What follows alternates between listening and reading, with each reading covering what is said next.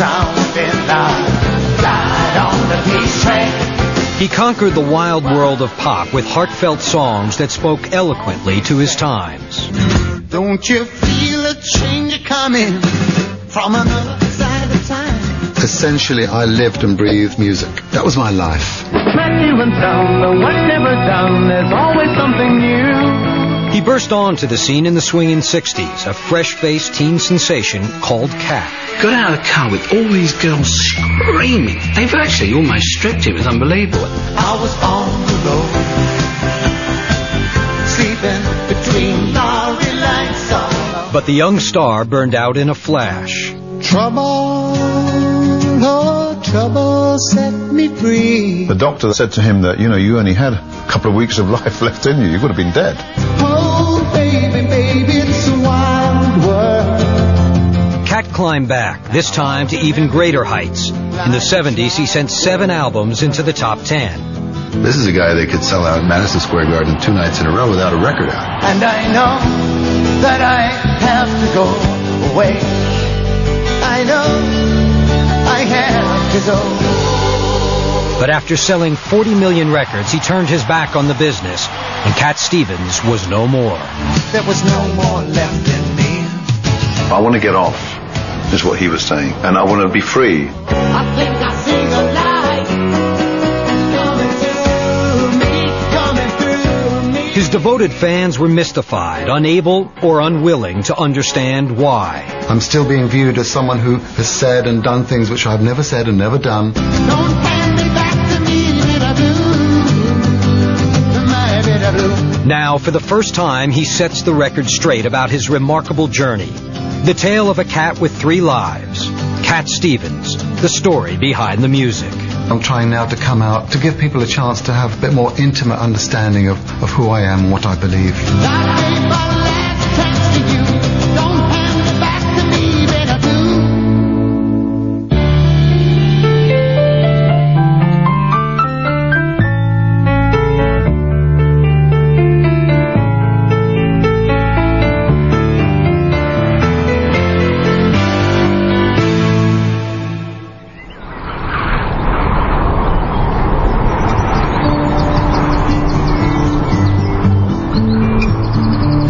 Listen to the wind of my soul.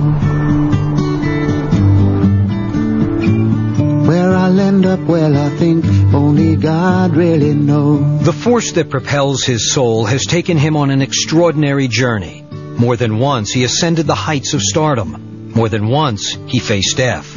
And more than once, he was saved. I swam upon the devil's lake, but never, never, never, never, I'll never make the same mistake. In a relentless quest for his true identity, he changed his sound, his persona, and even his name. Now I'm on my way, I know I am. The world knew him as Cat Stevens, the poetic troubadour whose searching songs speak to generations. I thank the moon, I had the strength to stop.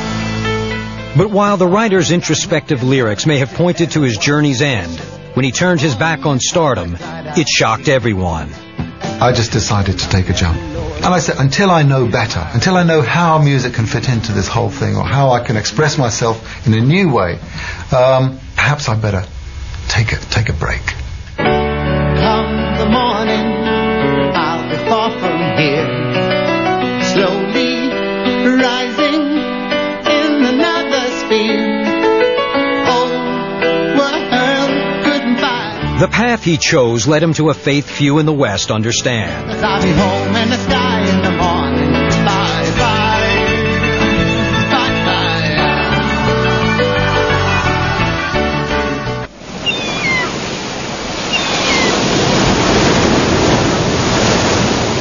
In 1975, just before he was to undertake another major tour, an anxious Cat Stevens visited Jerry Moss at his home in Malibu. I think we were hoping it was going to be a nicer day, and somehow it didn't turn out that way. It was pretty much like this kind of day. With his hosts inside preparing for lunch, Cat decided to go swimming. But just as he swam beyond the surf, he was caught in a current and pulled out to sea.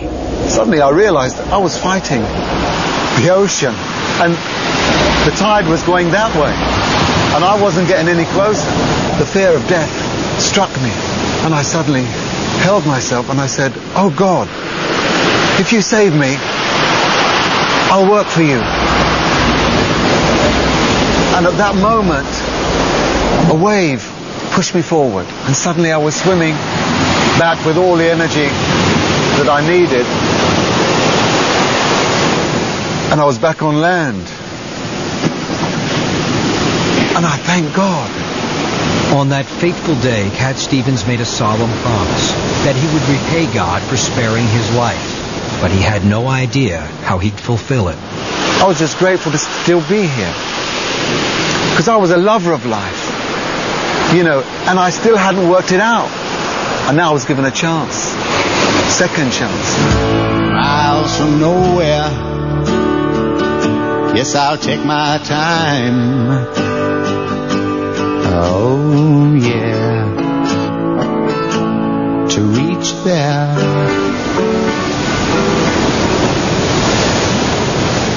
For nearly a year he waited for a sign. It came in the form of a gift from his brother David. He just traveled to Jerusalem, and I suppose it was a mini sort of spiritual journey for him. But it's amazing that he discovered another religion. I kind of almost tripped into it by going to the Dome on the Rock, which is the mosque there. I gave my brother the Quran because I felt there was something very special in the religion of Islam. He sat there and he read this thing, and he doesn't do anything lightheartedly. And what he discovered in the Quran is a faith that he says is more familiar than foreign. Cat was learning that, like Christians and Jews, Muslims worship the one God of Abraham. When I first started reading the Quran, it wasn't a sudden, bursting light. It wasn't like that. But it was, in a way, an immediate revelation that the first name that I read in the Quran was God's name. I never knew that Muslims believed in God. One of the things that really surprised me, which made me feel very at home, was finding the names of all the prophets that I've read in the Bible. For the next year, Cat Stevens privately studied the Quran. Unlike his earlier explorations, this spiritual journey was one he seemed intent on completing. Come on now, freedom calling. Come on over and find yourself. To me, it was just a new awakening. And things which I've been writing about, come on now, it's freedom calling. Come on over and find yourself. I was now saying to myself, well, perhaps I'm being confronted with something that I didn't expect to find in my lifetime. Possibly the truth. Cat Stevens was a man in the midst of profound change when he set out on the tour he called Magic Hat in November 1975. It's not time to make a change. Just relax and take it easy. You're still young, that's your fault. There's so much you have to know. Find a girl. 6 months later, he played his final show of the tour in Greece. Due to a scheduling mix-up, Cat performed to a half-empty auditorium. The Magic Hat tour came to an abrupt end. And I know that I have to go away. I know I have to go. I gave up, plugged out my guitar and just walked off stage. Okay. Shortly after finishing Father and Son, he basically stomped off. And that cost me a lot of money as well. But it satisfied my ego. And that was effectively the last concert we ever did.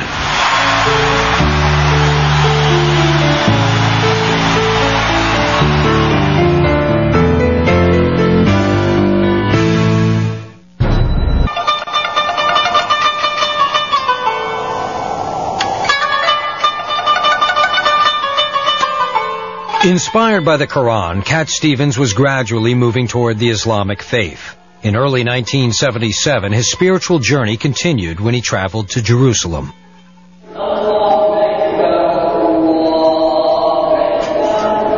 There I was, in the middle of, this holy city, walking into this mosque. And I think some Muslims came up to me because, they'd had some problem before, people walking in and trying to cause damage to the mosque. They came up to me and they said, who are you? I think that was the first time that I said, I'm a Muslim. Translated from Arabic, a Muslim is one who surrenders to God. Stevens was about to do just that, fulfilling the promise he'd made after surviving a brush with death in the waters off Malibu. But for a time, Cat Stevens would drift between the worlds of faith and fame. I was on the road, sleeping between lorry lights, all stone drunk and cold. In April '77, he released Is It So?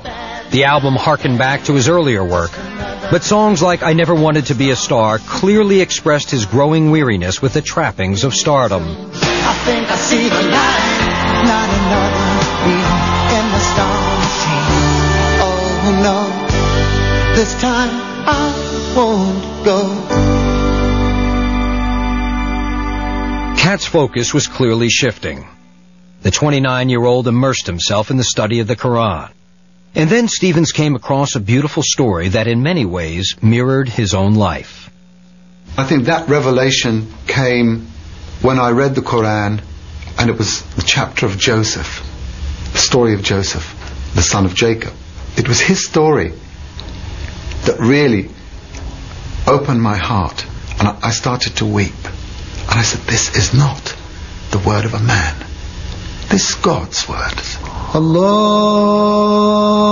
Akbar, Allah. When I accepted the Quran was indeed a book from God, it was natural for me to accept the prophet who received this book as being the last prophet. Allahu Akbar. Then, in December 1977, he walked into London's Central Mosque and embraced Islam.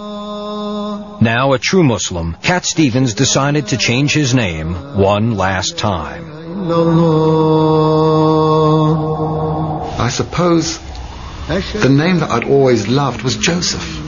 In fact, that was the first name of the school that I went to, St. Joseph's.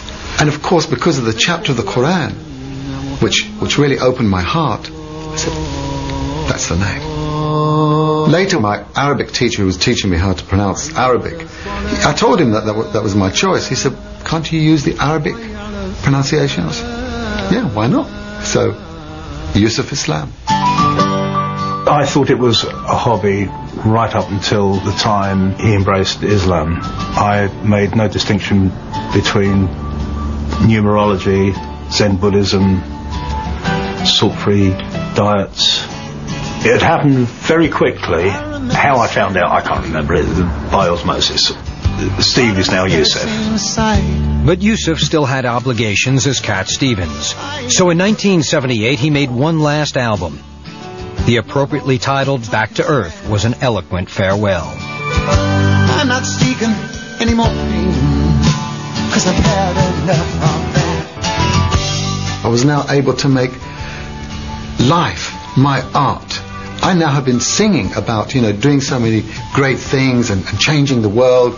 Well, the Quran said, to me, if you don't change what's within you, you can't change anything. And so that's where you have to start. There was no more left in me. Back to earth was his coming down, his getting off. I want to get off, is what he was saying. I want to get off, and I want to be free. Then Yusuf realized he may have to sacrifice the career to which he dedicated so much of his life. Being on stage, being highlighted, and being, if you like, the center of attention was in itself slightly idolizing. And that, of course, was opposed to what Islam was teaching. Gluttony, conceit, competition, envy, sex, drugs, rock and roll.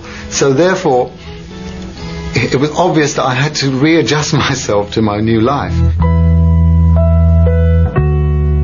So in May 1978, Yusuf Islam announced the Cat Stevens era was over. It was an unprecedented move. No other star of his stature had walked away so abruptly. from a business point of view, he was really not interested in recording anymore. And since he was the biggest selling artist we had at the time, that was obviously disappointing. Billy Joel once said that if the devil was going to go into business, he would go into the music business. The music business is about egos. It's about inflating egos. Islam is very much opposite that kind of ethic. It's about diminishing the power of the ego.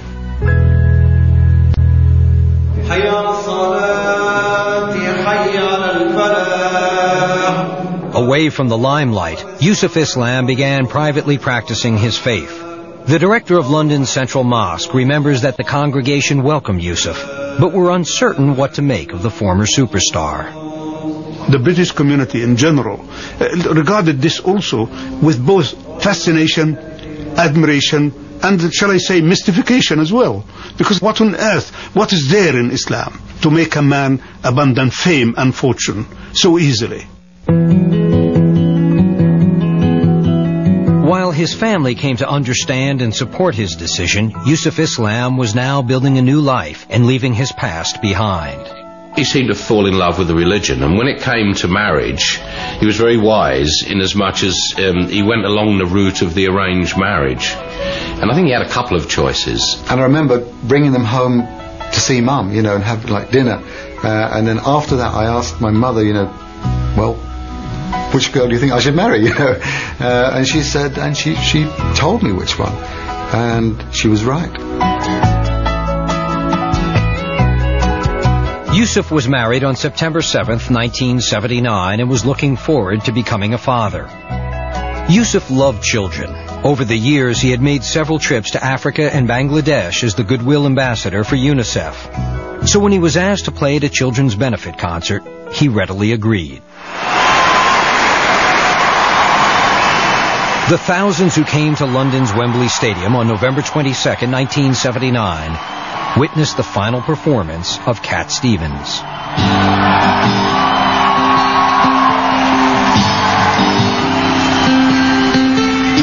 Many fans and friends grappled with why someone with such a God-given talent would turn his back to it. It's not time to make a change.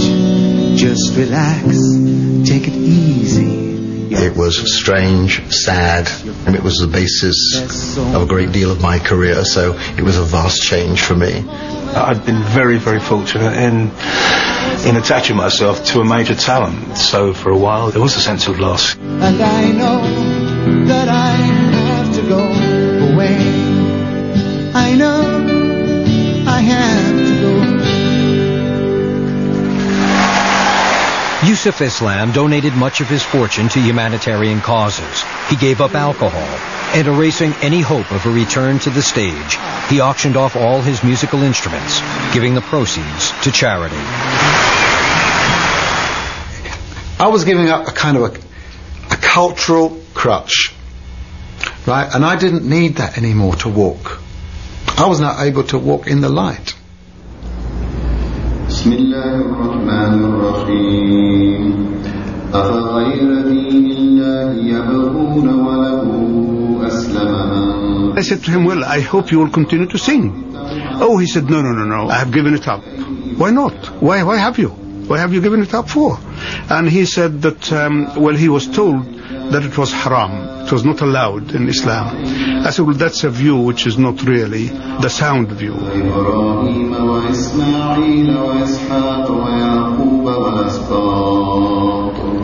There were times when I listened to a lot of people, even as Muslims, telling me which way to go. And I was a little bit confused because there were different messages. Because there was nothing in the Quran which told me that music is forbidden. It doesn't say music, thou shalt not play.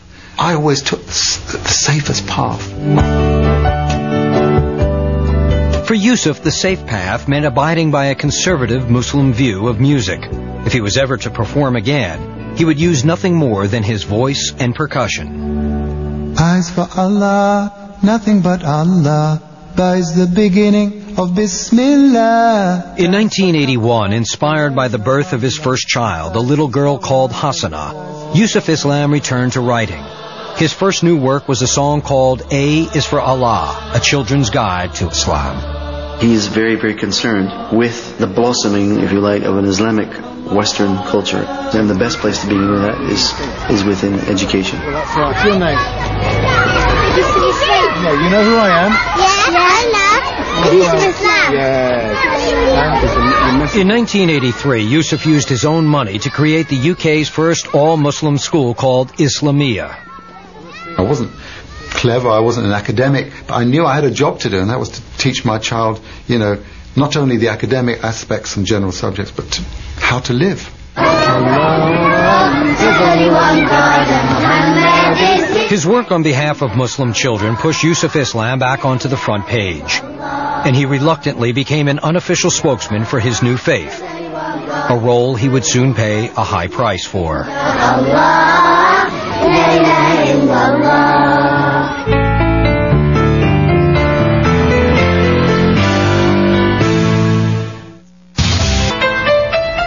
I'm on my way, I know I am somewhere not so far from here. By the mid-1980s, pop star Cat Stevens had vanished into the shadows. Now, Yusuf Islam emerged into the light. He worked tirelessly for Muslim causes around the world and was compelled to serve as a spokesman for the Islamic community. Yet the media viewed his every move with suspicion. Then in February 1989, he was drawn into a controversy which for a time would eclipse a decade of good deeds.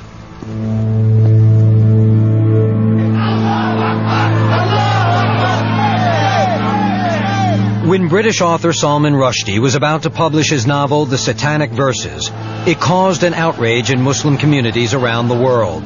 They alleged that the author committed blasphemy by insulting God and his prophets. I was contacted by someone saying there's a book coming out, and will you join a petition to write to the publishers? And that's what we did, it was very simple. The petition to stop the book's distribution failed. Then the already volatile situation was ignited.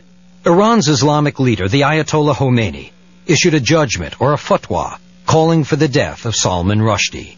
I found myself somehow being pushed up to the front of the vanguard of this kind of struggle, and being asked to comment. Because our aim is an ideal society. I mean, if you take... Within days of the controversy erupting, Yusuf Islam found himself in the hot seat, pressed to explain the Quran's position on blasphemy.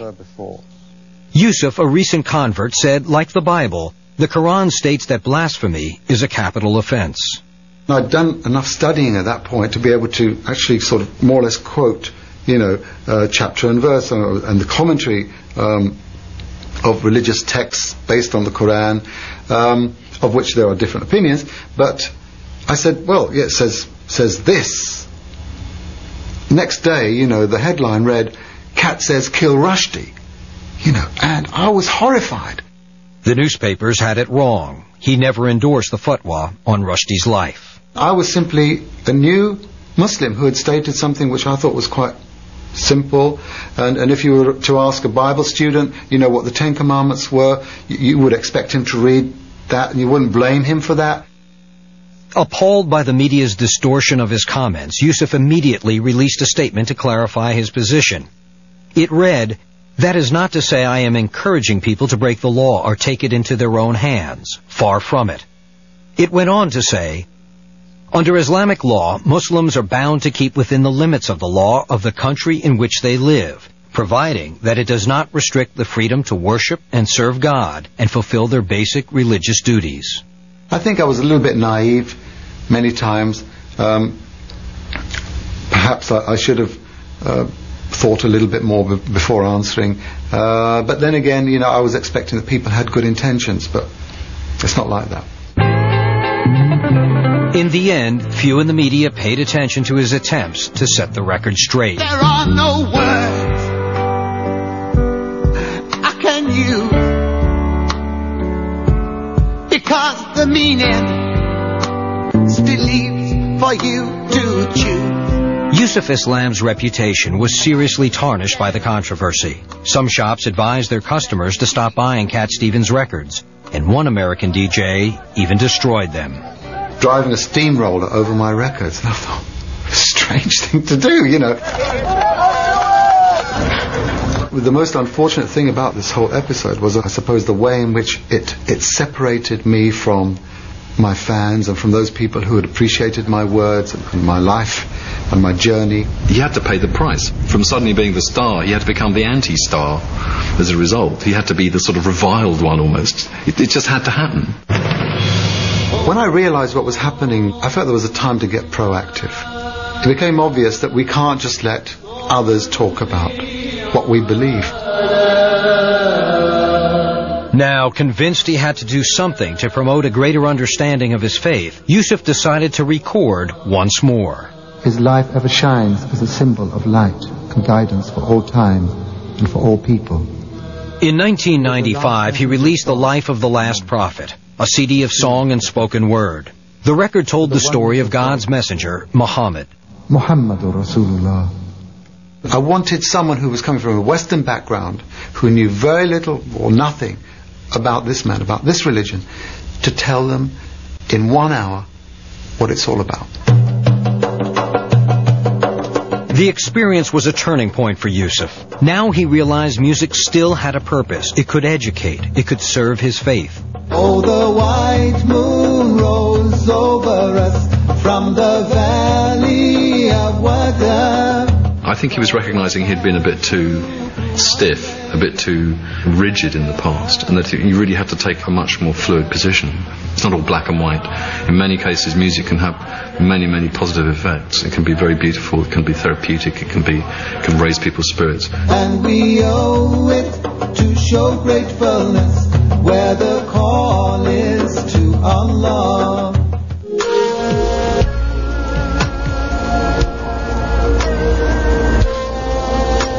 If Yusuf had any question that music could again play an important role in his life, he would find his answer under the harshest of circumstances. Fierce fighting has erupted in Bosnia. There is said to be an enormous number of casualties in Sarajevo. Sarajevo is confused and catastrophic. In the early 90s, the world woke up, slowly and belatedly, to the brutal conflict that was being waged in the former Yugoslavia. The battle lines were drawn along ethnic and religious lines. It's unimaginable to see how some human beings behave, with blind prejudice. Here it was, in the middle of Europe, the end of the 20th century, another genocide taking place.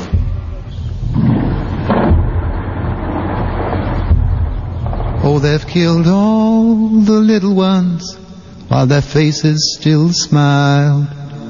There was nothing to help them on the day that they died. No longer to laugh, no longer to be a child. Yusuf Islam began a humanitarian project to support the victims of the war by sending food and medical supplies. That aid was used by people like Dr. Irfan Ljubijankić. Dr. Ljubijankić, who also served as Bosnia's foreign minister, traveled to England on a diplomatic mission in 1995. While in London, he visited Yusuf to thank him for his efforts.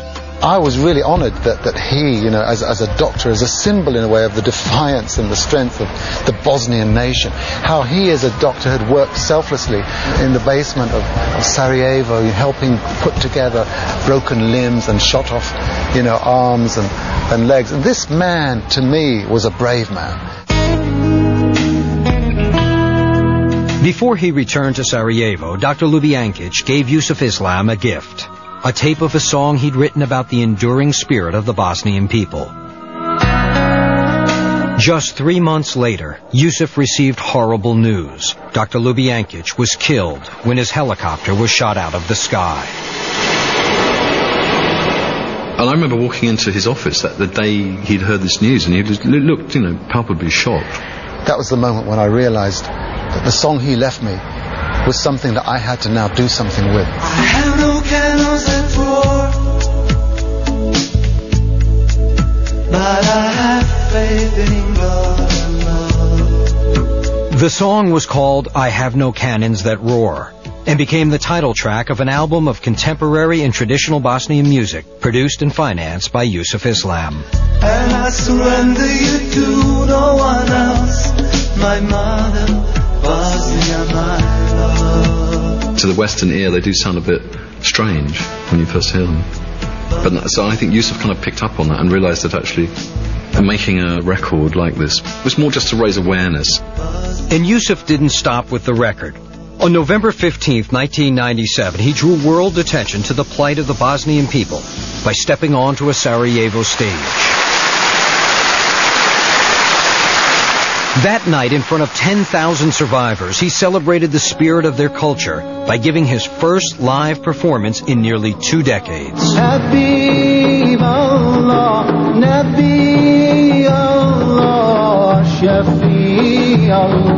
Facing an audience again after 17 years wasn't particularly easy, but at the same time, because I had this wonderful support of people whose spirits were so strong and so vital, it lifted me.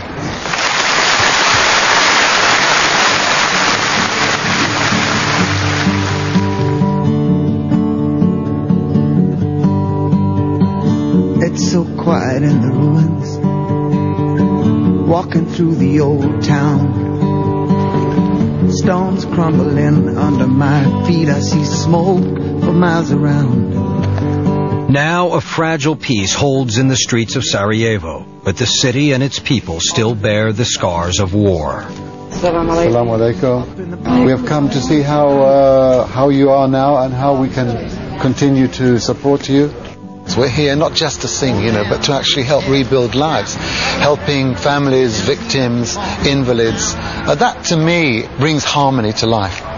And songs give a background. If you ask me who my God is, on whose name I call, if you ask me who my God is, He's the God of us all, Allah the Merciful. In Bosnia, Yusuf has set up a foundation to aid orphans, the disabled, and the displaced. It is only one of more than a dozen charities he supports through fundraising and with the substantial royalties he continues to receive from the music he made as Cat Stevens. Back in the old days, so nice to see you coming back in this town again. It's nice to see your friendly faces coming through. Having tea in the afternoon now. Paradoxically, the world he lives in today, the Islamic world, he's just as busy. They make just as many demands on him. He's never got any time to do anything. In fact, he works harder now than he ever did as a pop star. He's like a virtuoso musician without an instrument. It's nice to see you coming back in this town again.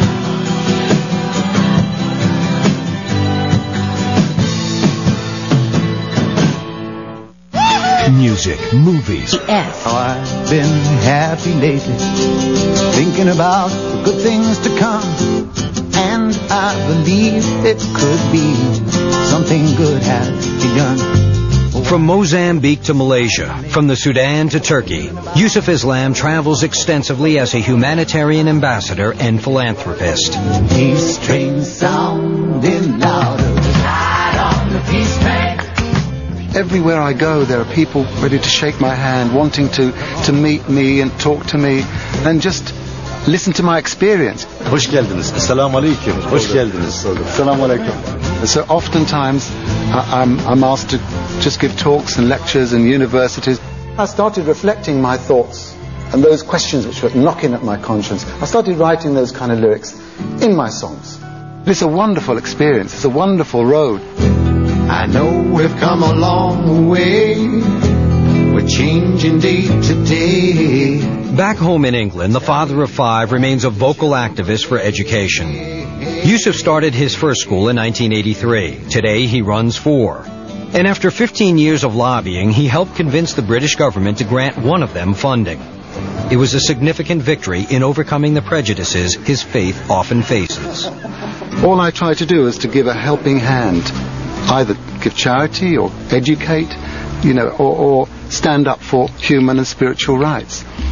How great the beauty of the earth and the creatures who dwell on her. My religion teaches me to worship God and to care for the poor and the oppressed. And I think nobody's going to change my religion. So that's my work and that's my life. Here too are signs. God is the light, God is the light. Today, Yusuf's work includes a spiritual and cultural media enterprise. As a new generation is quickly discovering, the former pop star is still a creative and influential force. I use the development and the production of my albums, my books, to, if you like, express my art. And I'm very happy with the way things are going. Mountain of Light is my label through which I kind of express my artistic tendencies.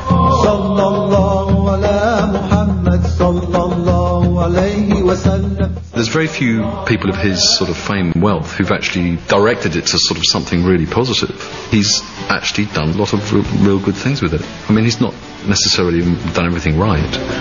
Cause I will learn to understand. If I have a helping hand, I wouldn't make another demand all my life. Whoa. After much searching, the man the world loved as Cat Stevens has found his answer. And faith has brought him a fulfillment that fame and fortune could not. Is the answer lies within. So why not take a look now? Kick out the devil's in. Pick up a good book now. His is an amazing journey with a moral foretold in the enduring words he wrote and the songs he sang all those years ago. I wouldn't see myself in any way slipping back into those old boots, that I used to wear, whatever color. But definitely communication is my business now. And I think that music is one of the forms of communication. It's an international language. So whatever will speak to people, whatever people will be ready to listen to, I'll be there, I hope. Check out your bags together.